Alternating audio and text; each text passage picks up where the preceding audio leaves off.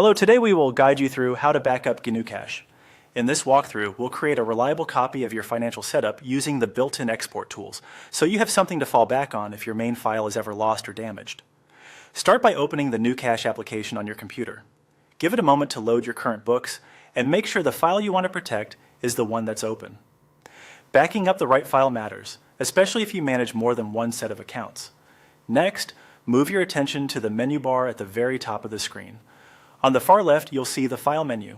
This is where GnuCash keeps commands related to saving, exporting, and managing your data. Click File to open the menu and keep your mouse steady so the options stay visible. Within that File menu, hover your mouse over the Export option. Don't click just yet. Hovering reveals a submenu with export choices. This submenu is designed to help you move your GnuCash information into a portable format that you can store safely elsewhere. From the Export submenu, select Export Accounts. This option captures your account structure and related setup, which is an essential part of safeguarding your bookkeeping. It's a straightforward way to preserve the backbone of your financial records, and depending on your version and configuration, you may be offered additional data options during export.